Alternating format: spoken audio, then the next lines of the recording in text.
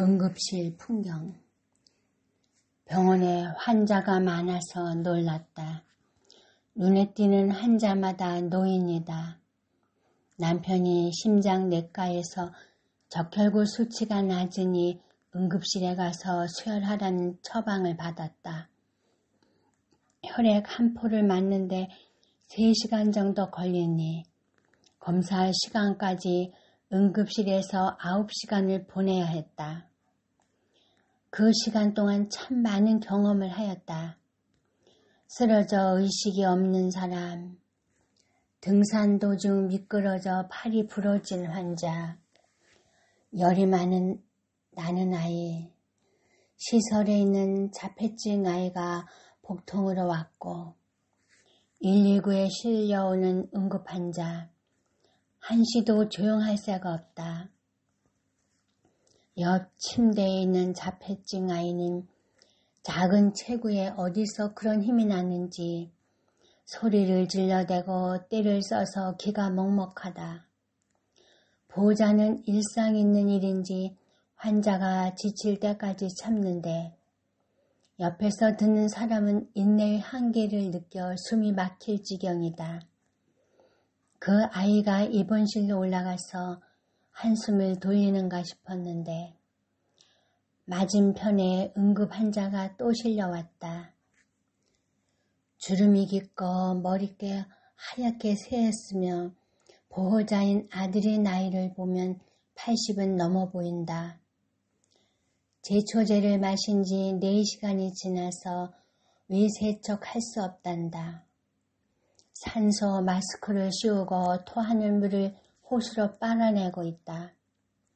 어떤 약인지 가져오라 하여 약병을 가지러 손주가 뛰어가고 소주와 같이 마셨다 하니 소주병이 증거물이 되었다. 여러 개의 주머니가 주렁주렁 매달려 혈관을 통해 들어간다. 경찰과 과학수사 조끼를 입은 남자와 여자 수사관이 조사하느라 아들과 손주를 계속 불렀다. 손주가 마당의 잡초를 죽이기 위해 제초제를 쓰고 반병쯤 남겨놓았는데 한 컵 정도 소주와 같이 마셨다. 모시고 산 손주 며느리는 아이를 안고 어깨를 늘어뜨린 채 구석에 서 있다. 어머니는 자식과 가족을 위해 아무리 고통스러워도 참고 견뎌야 한다. 아니, 하늘이 무너져도 온몸으로 떠받들고 있어야 한다. 어른이 참고 베풀어야 집안이 편한 대로 시대가 변하고 있다. 증손까지 보았으니 일제강점기와 6.25를 겪었으며 배고프고 힘든 시기를 견뎌낸 분이다. 본인은 죽을 만큼 힘든 사정이 있었겠지만 수명이 얼마나 길게 남았다고 그 나이에 가족에게 큰 상처를 남겼는지 안타깝다. 환자 보호자는 등록된 한 사람만 곁에 있을 수 있다. 작은 아들이 환자 곁에 있고 보호자 대기실에 있는 손자와 큰아들은 답답하니 계속 전화해 작은 아들은 상황을 전하러 드나들고 환자를 돌보느라 정신없다. 환자가 토하고 싸고 처리하느라 간호사들도 분주하다. 의식을 회복하기 위해서 여기가 어디냐, 오늘이 며칠이냐, 이 사람은 누구냐 큰 소리로 묻고 되묻는다. 얼마나 고통스러우면 쥐어짜는 듯한 앓는 소리에 옆에 사람도 소름이 돋는다. 묻는 말에 대답 못하고 고개만 끄덕이는데 앓는 소리를 쉬지 않고 토해낸다.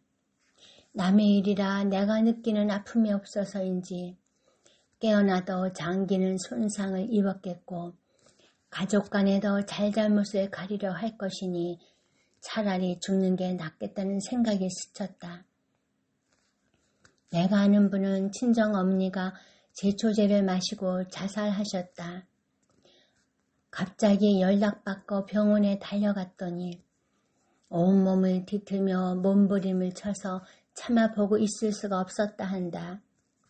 자식이 빙 둘러서서 지키고 있는데 손에 닿는 대로 옷자락을 움켜쥐고 제발 살려달라고 애걸하셨다. 의사는 독이 온몸에 퍼져 손을 쓸 수 없다. 장기가 멈출 때까지 지켜볼 수밖에 없다 하였다. 2시간을 그렇게 몸부림치다 사망하였다.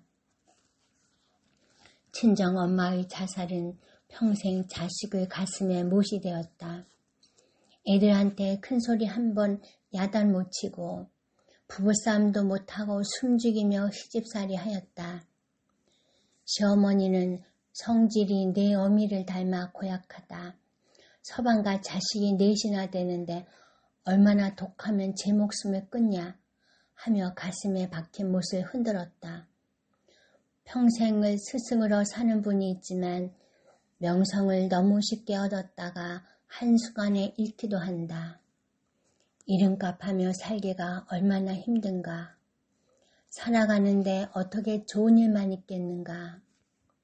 괴롭다고 힘들다고 하며 목숨을 끊는다면 살아남을 사람은 없을 것이다. 부모 얼굴이 떠올라서 자식이 눈에 밟혀서 억울해서 이 악물고 살다 보니 주름이 지고 허리가 굽었다.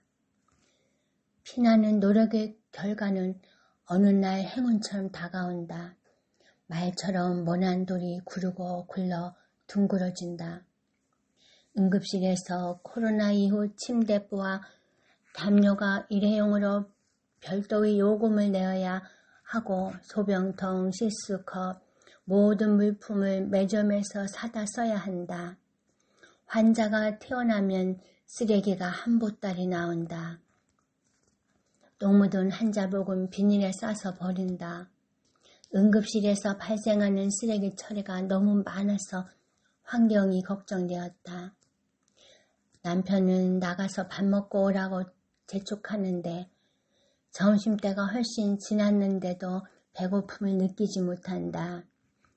기다리는 시간이 지루해서 책을 읽으려고 시집을 갖고 왔는데 보호자의 그늘진 모습, 신음하는 환자, 분주한 의료 틈을 보니 죄송한 생각이 들어 책을 감추었다. 응급실에는 환자로 가득하다. 죽고 사는 것이 하늘의 뜻이라는데 건강이 가장 큰 복이다.